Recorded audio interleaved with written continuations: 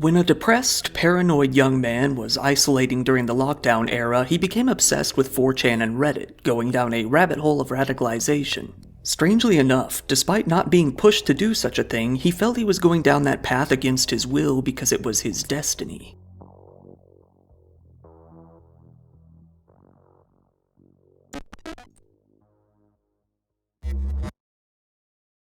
Flavored air is quickly gaining in popularity as it quickly becomes an alternative to vaping and smoking. At the forefront of all of it is fume. Sometimes people get so stuck in their bad habits that they don't even really realize what they're doing anymore. It could be because of social pressure, or maybe because they're stressed out, or even because they're just bored. We've all been there at some point, and that's where fume comes in. Fume isn't a vape or an e-cigarette or even something that contains any nicotine at all. It's something very different. It's a very simple way to replace some of your bad habits without inhaling anything harmful in the process. It's a great way to break away from those things while still having something fun to reach for. Fume is an award-winning flavored air device that gives you a burst of great taste without any harmful added chemicals. Instead of inhaling vapor or nicotine, you just breathe in some natural, non-toxic flavors that will satisfy the craving without any of the downside. It gives you something to hold in your hand. I'm sure a lot of you out there have that urge to fidget with something in your hand at all times, so it works for that too. It makes these little snaps and clicks when you mess with the airflow dial that make it feel like one of those fidget toys. When it comes to flavor, my favorite is definitely crispy mint. It tastes good and has that cooling feeling to it. Over 500,000 people have already added fume to their daily routine, and I totally understand why.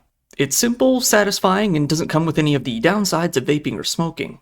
Right now, if you order the Journey Pack using my code DIRETRIP, you'll get a cool little fume topper, an accessory that makes your experience even better. So if you've been thinking about changing your habits, this is the perfect first step. Go to tryfume.com/diretrip or scan the QR code on screen to get yours today. Thanks to Fume for sponsoring this video. And now, back to the content. It's pretty common for mass shooters to have some sort of idol that they look up to. Even when you go back as far as Columbine, those two shooters were also inspired by the Oklahoma City bombing, among other things. What's much more unusual is when one of these killers feels obligated to carry out an attack despite not actually wanting to, even going as far as expressing exactly how much they don't want to go through with it for the months leading up to it.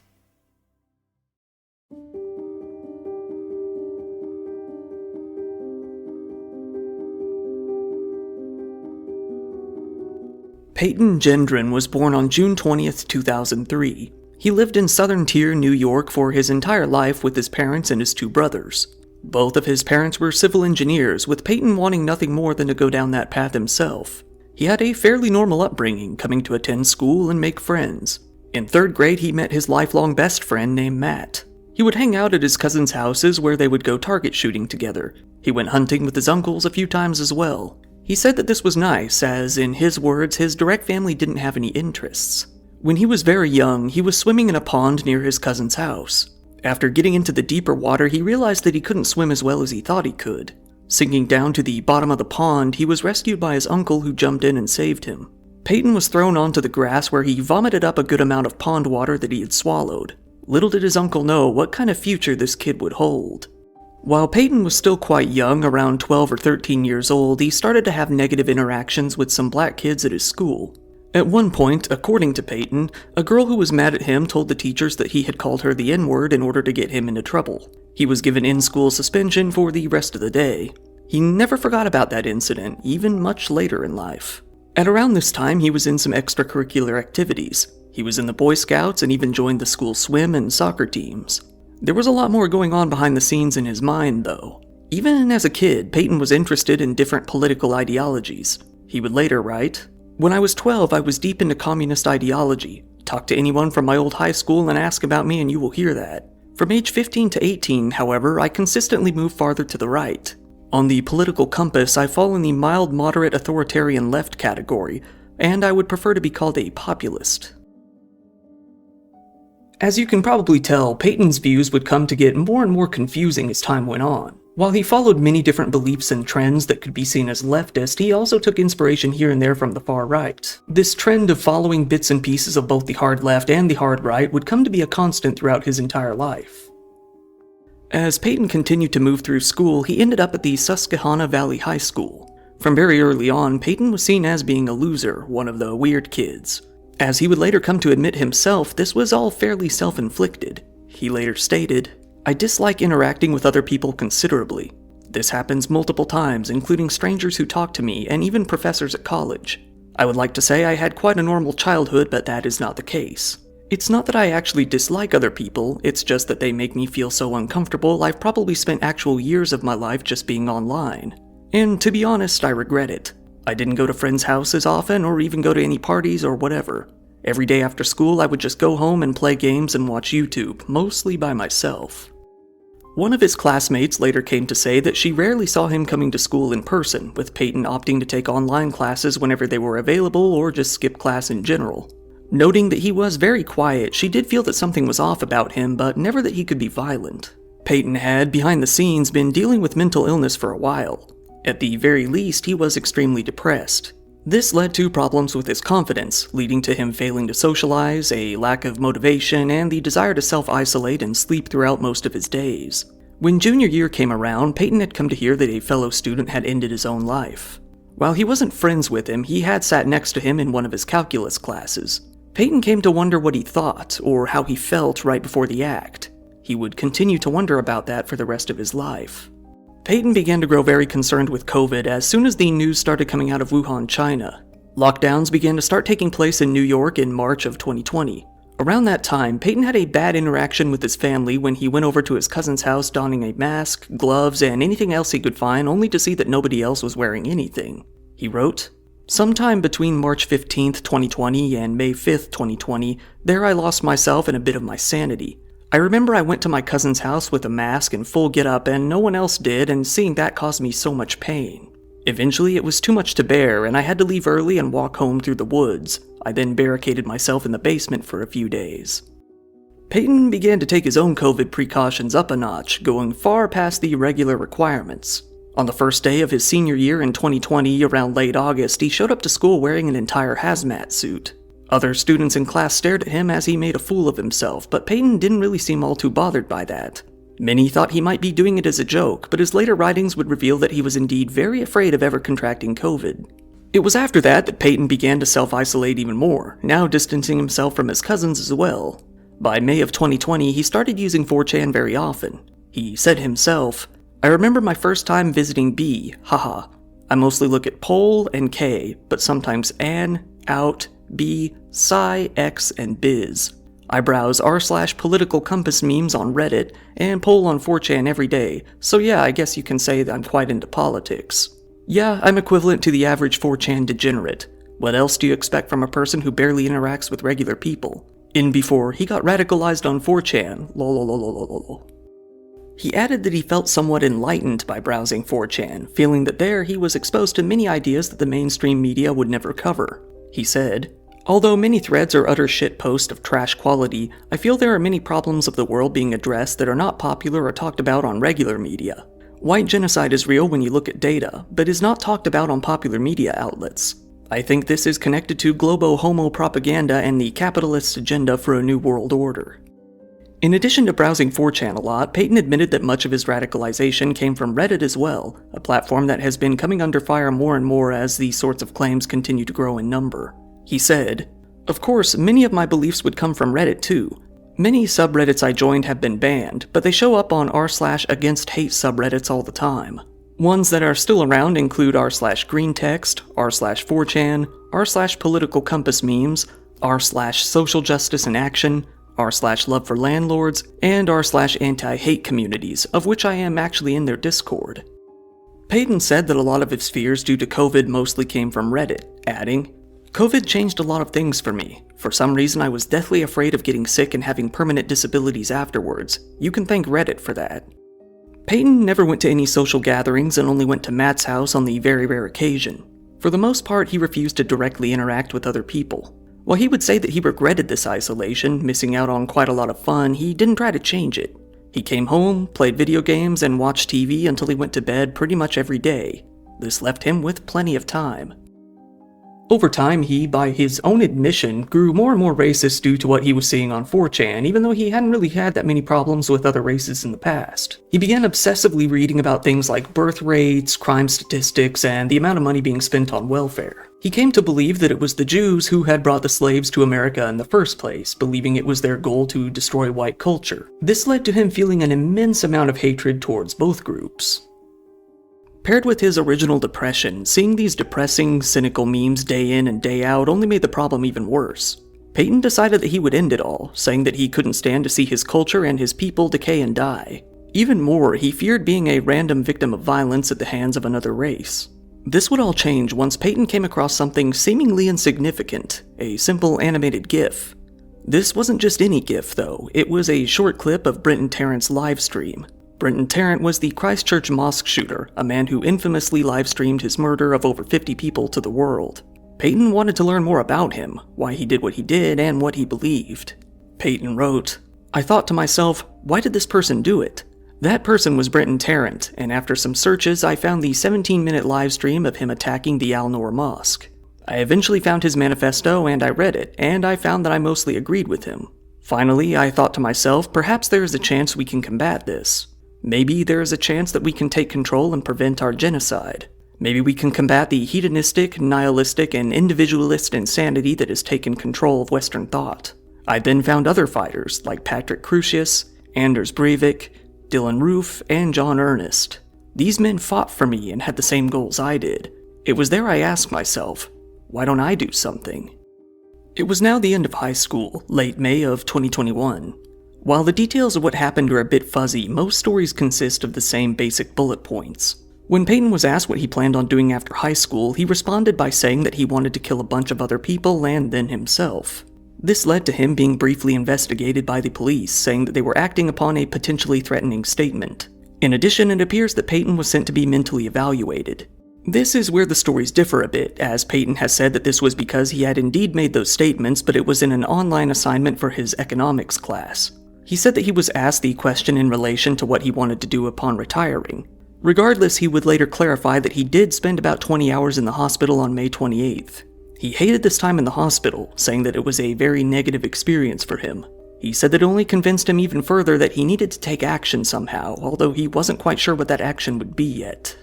Given that Peyton hadn't made a specific threat towards anyone, only saying that he hypothetically wanted to kill people in general, the police couldn't really act on what he had said. He was not charged with anything, and the police didn't push to find out if he had any guns or, if he did, take them from his possession. In addition, he wasn't involuntarily committed, instead being recommended a hospital stay, trying it out, and leaving. This meant that there would be nothing to prevent him from buying guns in the future. Peyton did graduate from his high school and decided to enroll at the Sunnybrook Community College in Binghamton with a goal to study engineering science. Peyton came to attend classes regularly, sometimes even enthusiastically, but over time his online radicalization and his growing depression would lead to him once again suffering from a lack of motivation and a desire to disappear.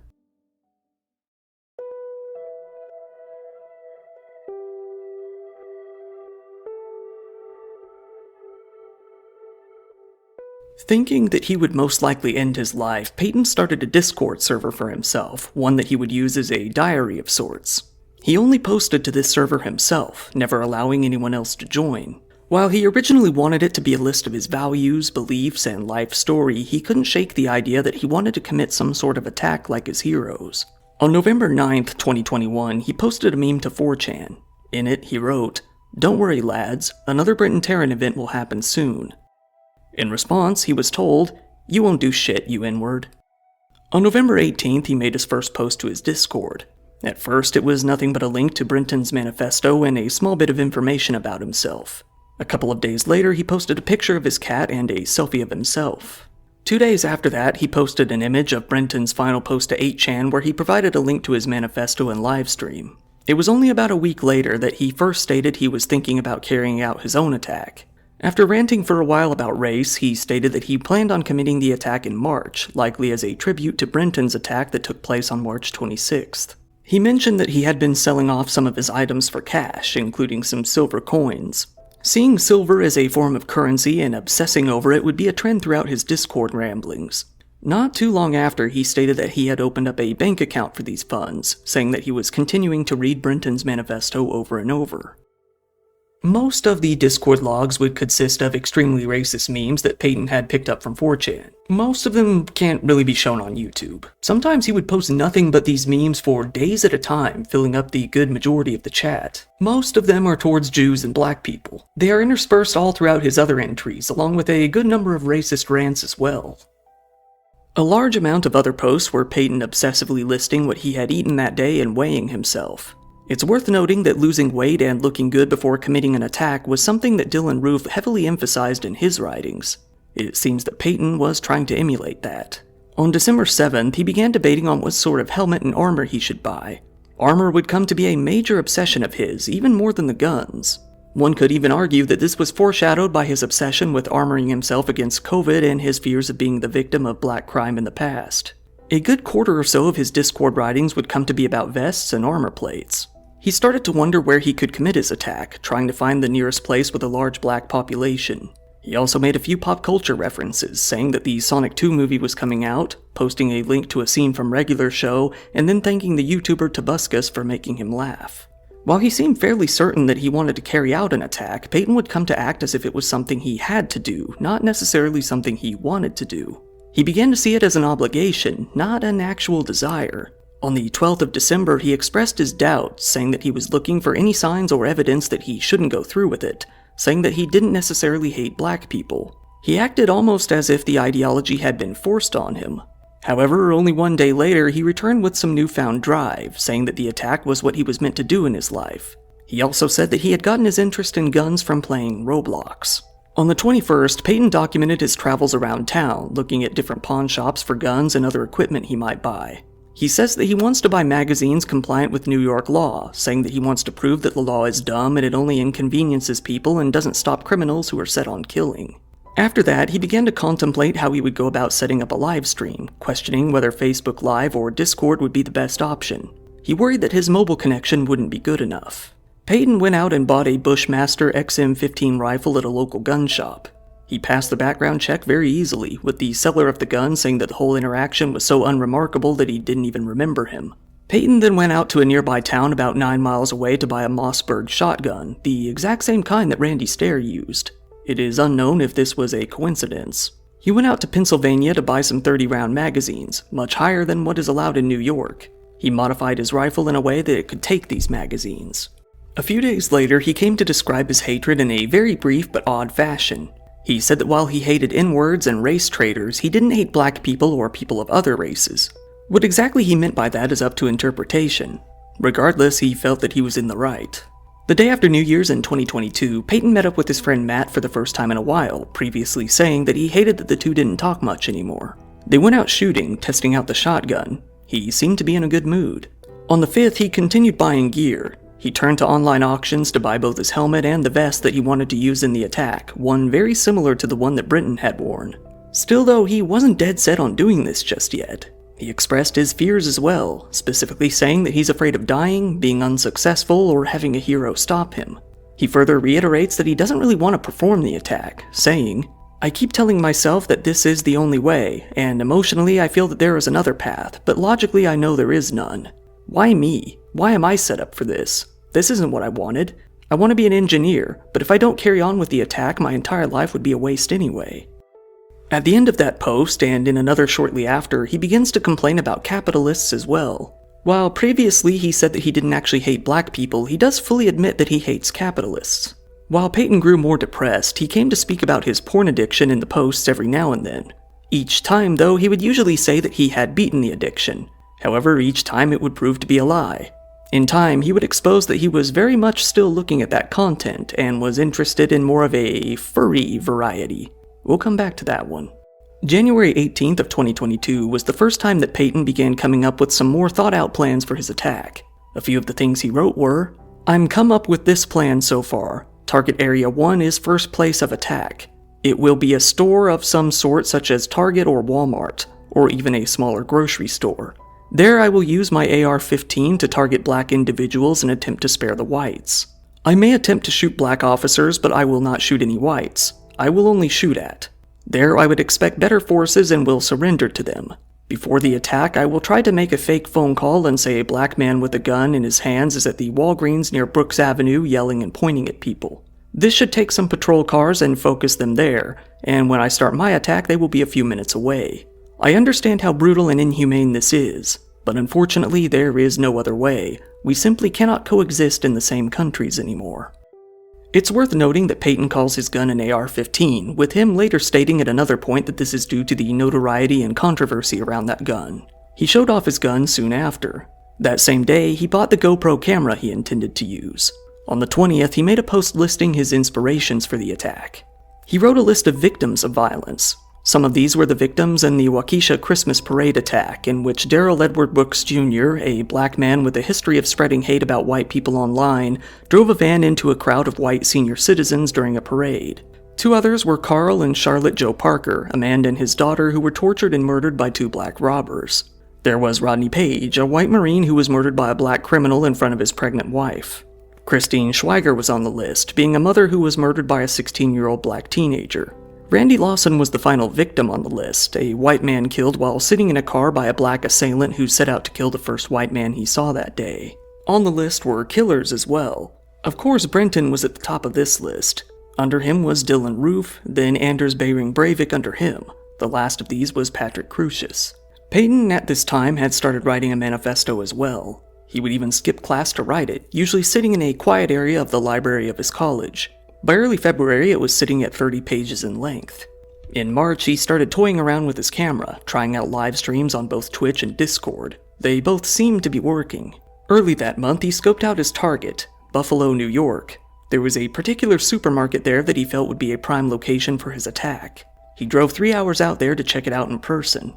However, even while it seemed he felt motivated at points, he still continued to express that he wasn't into it. He said that he had considered ending his life on the 13th, but relented and decided that dying by himself would be, in his words, too selfish. The next day he apologized to his readers, which was strange given that nobody was reading these in real time. Nobody knew anything of his plans and wouldn't until he chose to reveal them. He said that he wanted to spend time with Matt, tweak his manifesto, and say his goodbyes. However, he didn't. He posted what looked like a map of the location he wanted to attack the next day. After, he wrote, "I can't tell you how much I don't want to do this attack. My only other choice is ending my own life, and I can't go back." He then posted a meme, this showing Brenton along with two of his followers, John Ernest and Patrick Crucius, as Chads. Days later, he continued to elaborate on how a big part of him still didn't want to carry this out. He questions how his ancestors would have been able to kill in the past. He wonders if their hatred was just stronger than his. He said that he would have wanted racial unification, but says that he can't ask for that due to the different races being different in the brain, something that he admitted to seeing in a 4chan meme earlier on Discord. The 25th of March was a very strange, dark night for Peyton. It all started when his beloved cat, Paige, was being attacked by a stray gray cat. Hearing her scream from the garage, he went out to see what was happening. He pulled out a knife and chased the cat around the garage for 30 minutes before stabbing it. He grabbed the cat by the tail and hit it on the concrete a few times. He then used a hatchet to remove its head. His mom, hearing about this, didn't seem all too concerned, just handing him a box and telling him to bury it. Before he did, he posted a picture of that cat in a shallow grave, proving what he said was true. Peyton said that he should have felt some sort of remorse, but he was surprised that he didn't. Instead, he said that he only felt blank. He simply continued writing his manifesto. However, it wasn't too long before he began to feel like a failure in all that he was doing. On the 28th, he wrote, "I tried, guys, I really did. I'm sorry I'm so lazy and wrong all the time. I want to do the best, but it just never works. I'm sorry for being such a retard and oddist all the time. And now I'm gonna face the consequences of staying up too late. I'm sorry, everyone. I could have kept on dieting and exercising and staying away from my phone and computer. I could have actually got a job and made some more money to fund this. I'm sorry, everyone. I have lots of problems that I'm just too lazy to solve. I wish I had just accepted the lie that everything is fine and lived a happy-ish life instead of dying early. I could have done so much better. I'm sorry for being such a failure.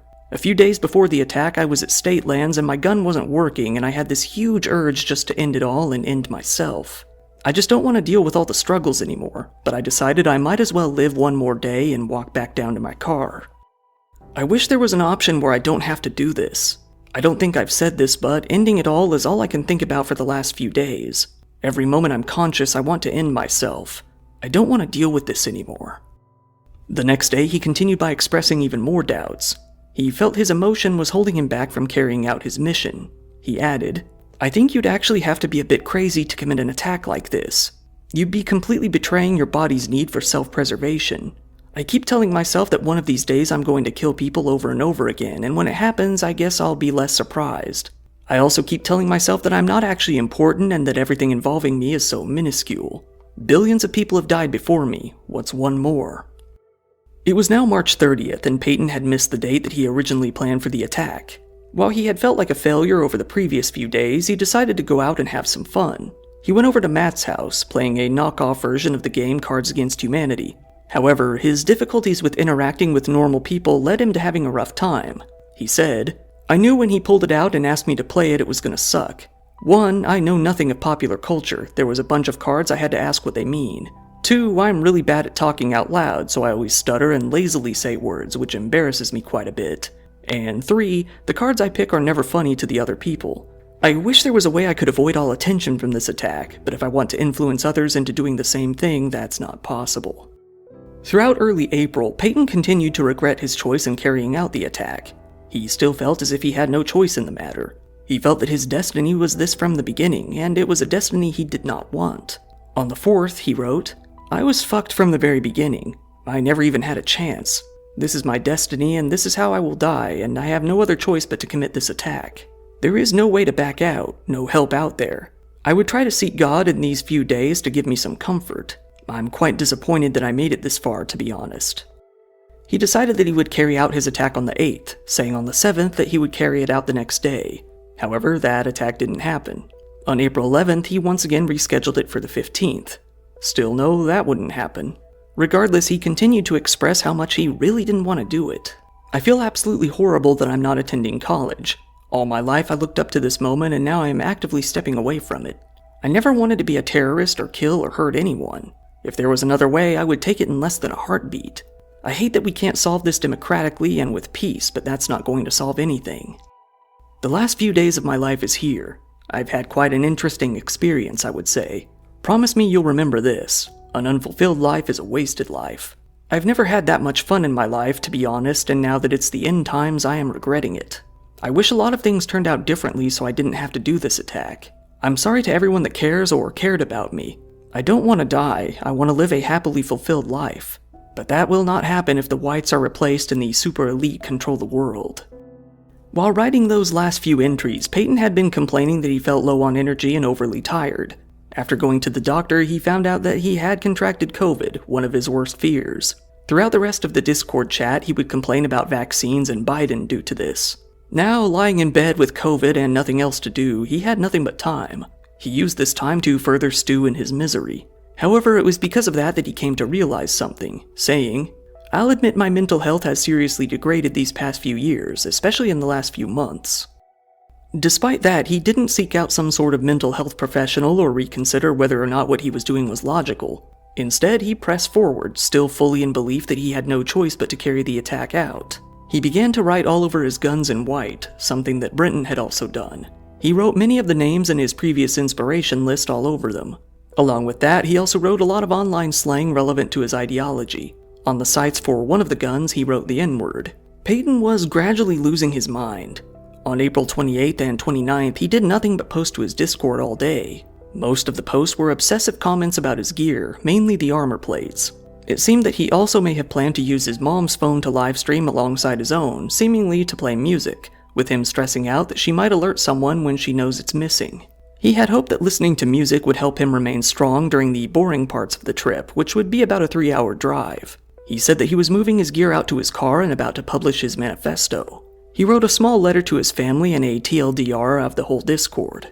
However, his post didn't end there. He kept on writing new entries after, where he continues to express his anxieties moving forward.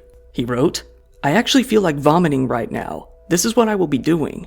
I forced myself into this. And now I have no escape. Well, besides ending it, of course. I've mentioned the problem with that before. God, I wish there was some other way. Why am I sent to do this? I'm not strong or brave or courageous. Why me, God? Why have you set my path like this? Or is this just a result of my free will?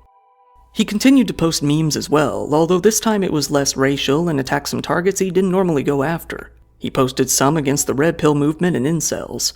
He posted some others making fun of right-wing politics and conservatives. He continued to rant about his problems, such as spending hundreds of dollars on gas to go to school and write so that his parents don't know he's skipping class. He says that he should have exercised more, lamenting that he's still too fat for the mission, likely disappointed that he didn't follow Dylan Roof's advice very well. He then said he should have made more money to get more ammo and training. He added that he was, quote, retarded and autistic for this.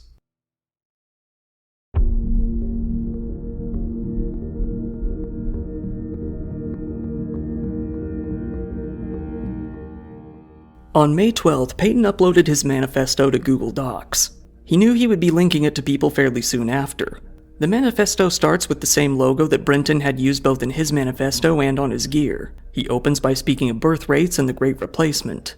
He posts a short bio of himself along with a selfie that he claims to be his, once again jokingly using the same picture of Sam Hyde that always gets passed around after a shooting. When it comes to his motivations, he lists several that were made fairly clear in the Discord logs. To show he won't give up his land, to intimidate foreigners against immigration, to intimidate current non-white Americans into leaving, to agitate his political enemies, to incite more other people into committing similar sorts of violence, to create an atmosphere of fear to incite change, to further polarize Western society, and to show other white people his philosophy. He adds that he is not a part of any sort of group and that he worked alone.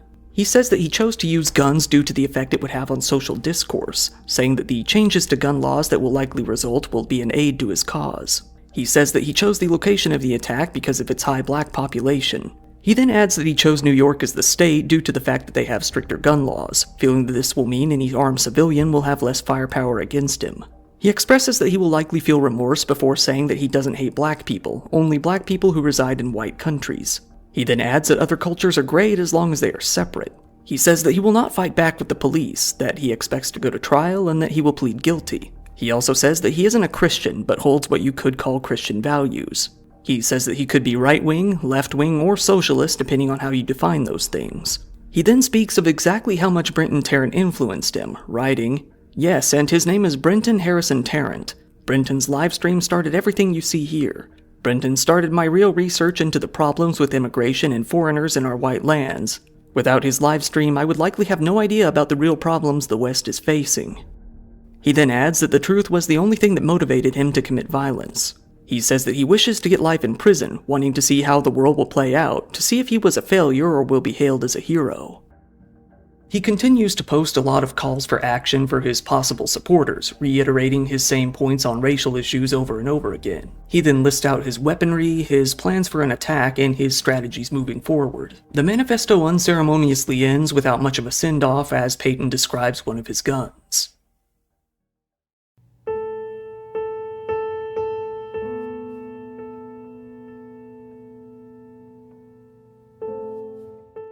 On May 13th, it's believed that Peyton once again made his way out to Buffalo in order to plan for his attack.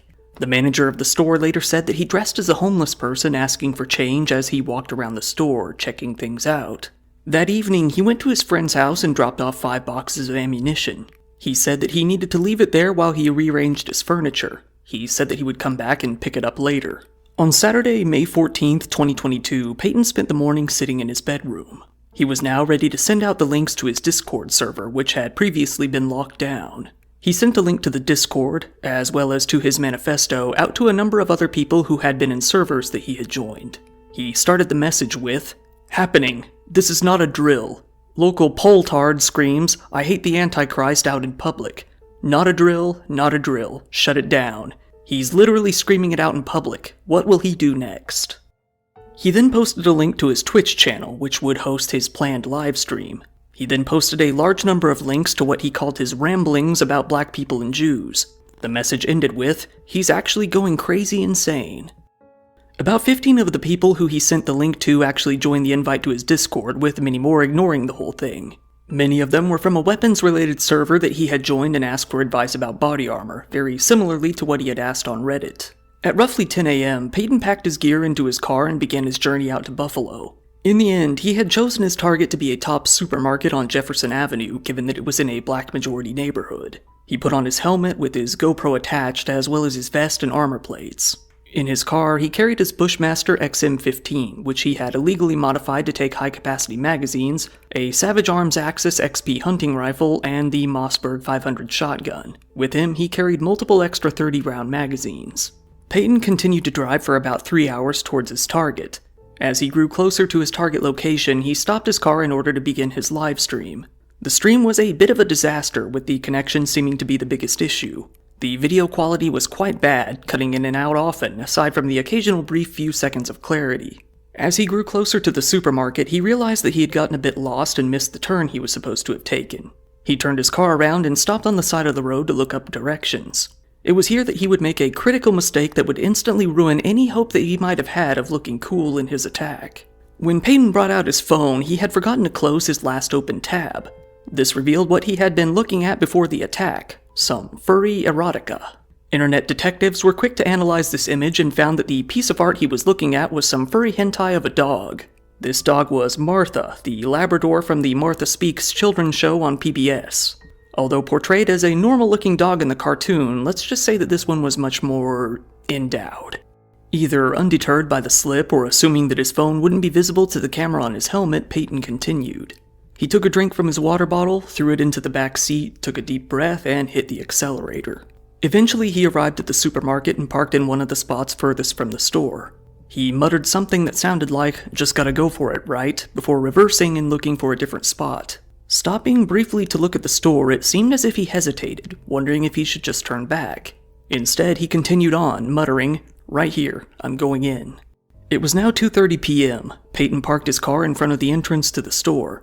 He got out of the car and quickly pulled up his gun, aiming it at a woman who was walking next to her car in front of the store while another was loading groceries into the trunk. The woman didn't seem to feel that Peyton was actually a shooter, barely even reacting to him.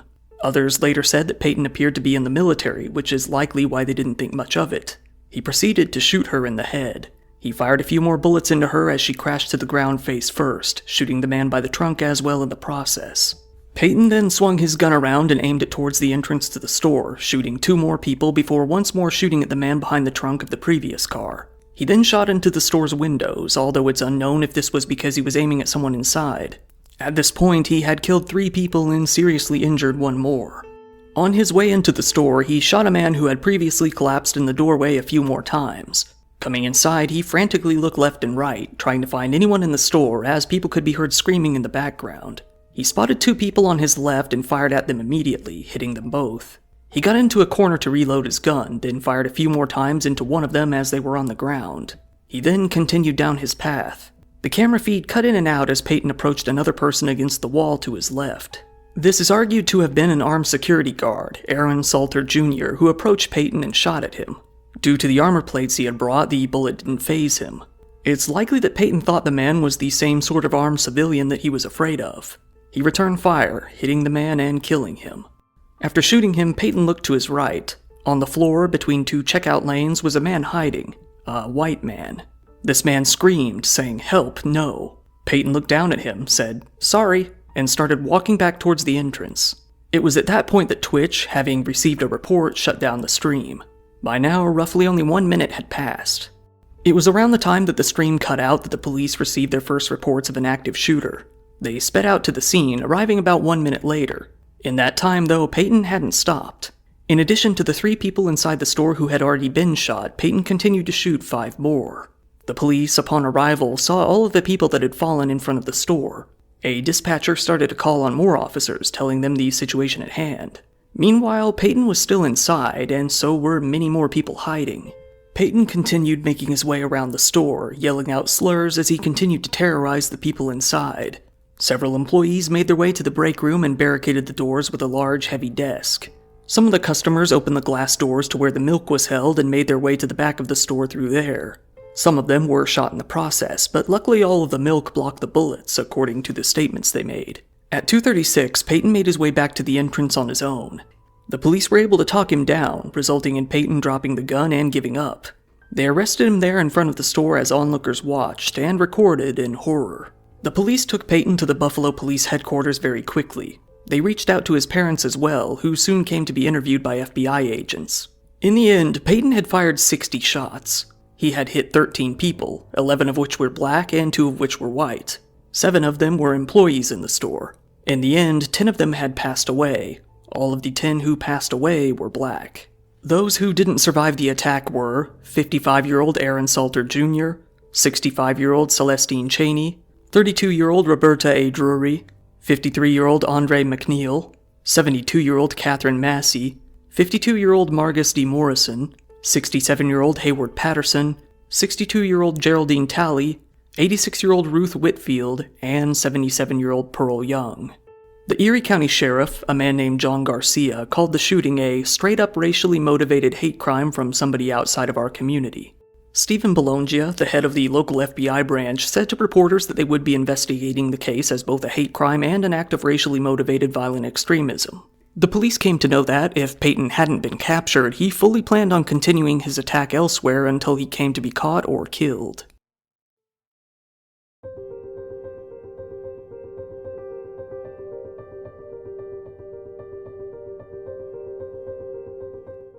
That night, Payton was taken to court, dressed in an all-white garb, where he pled not guilty, going against what he had said in his manifesto.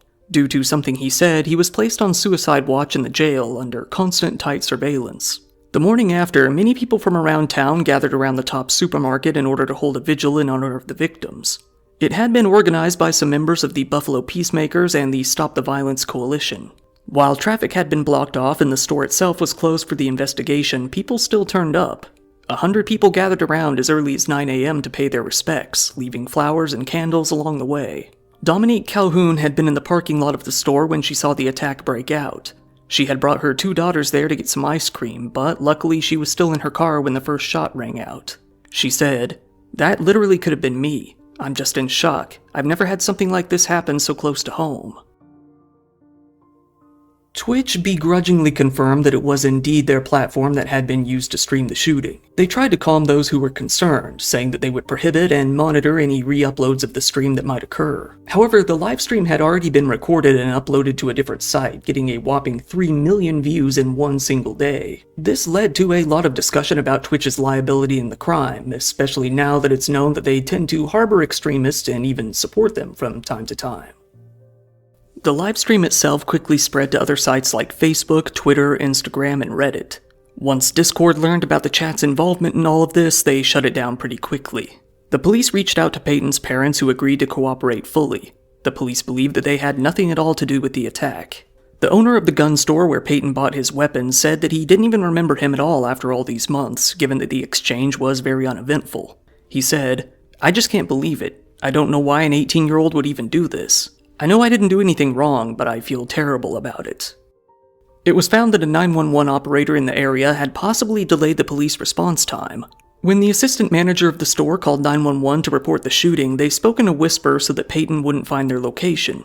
This 911 operator got annoyed with the employee, yelling and cursing at them for whispering and hanging up on them. This operator was fired.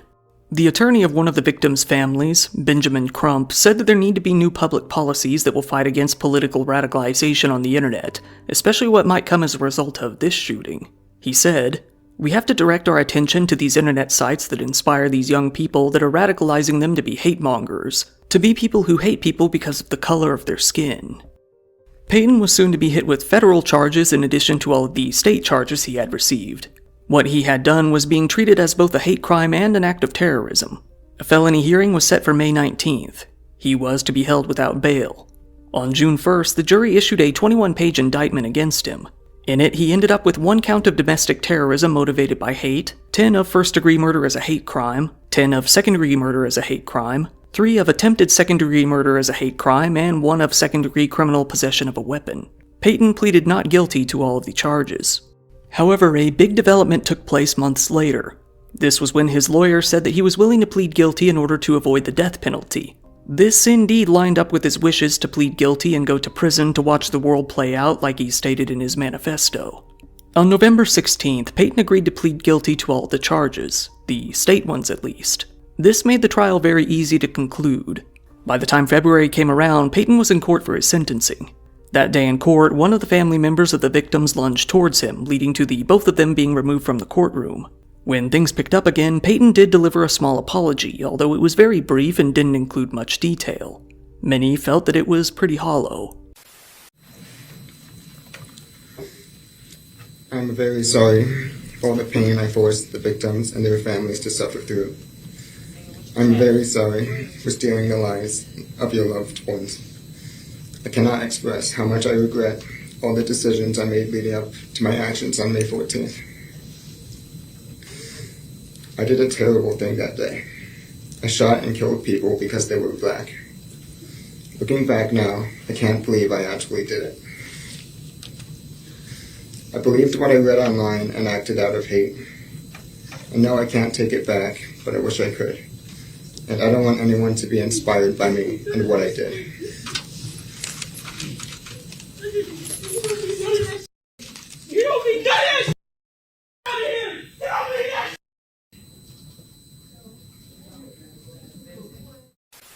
On February 15th of 2023, Payton was denied status as a youthful offender. It would have been a long shot already, as he was 18 years old. Instead, he was hit with the full adult sentence. He was given 11 life sentences without the possibility of parole plus another 90 years. He was transferred to the Livingston County Jail in Geneseo, New York. For about a year, that's where he remained. There was still something looming on the horizon though, that being his federal charges. In January of 2024, the feds announced that they would be seeking the death penalty on their side of the case. They said that this was due to his beliefs and the substantial planning and premeditation that went into the attack. We'll just have to see where that trial goes, as it isn't even set to start until August of 2026. On May 14th, 2024, the Tops Supermarket dedicated a corner of the lot to a memorial called the 514 Honor Space. It contains a sculpture called Unity, designed by a local artist named Valeria Cray and her son Hiram. There are also 10 plaques each honoring one of the victims. A much larger memorial is also planned, although the site of where it will be hasn't been decided upon yet. That one seems like it will be more along the lines of a small event center. In response to this attack, and to the Robb Elementary School shooting in Texas that occurred shortly after, the New York State Legislature passed down some new laws. These new laws ban semi-automatic weapon sales to anyone under 21, as well as certain kinds of armor similar to what Payton wore. In reality, this probably won't stop much. Just as Payton did, one of them could simply cross the border to another state, buy it there, and bring it back home. As of the writing of this video, Payton still remains in jail. He's remembered as little more than an obsessed follower, a 4chan degenerate, and a furry porn enthusiast. Once again, thank you for watching my video. If you found it interesting, please give it a like, it really helps me out in the algorithm, and feel free to subscribe if you want to see more content like this. If you want, I now have a merch store. There you can get yourself some cool Dire Trip t-shirts and some other stuff too, check it out. Once again, thanks to Fume for sponsoring this video. Go to tryfume.com/diretrip or scan the QR code on screen to grab yours today. If you want, go ahead and follow me on social media. If anything were to ever happen to this channel, or if you just need to get a hold of me, that's the best way to do it. I also really appreciate when people subscribe to my Patreon. There you can get videos early, ad-free, and uncensored. Channel memberships are up too, and you can get most of the same benefits there as well. Once again, this has been your host Kyle. Thank you, and good night.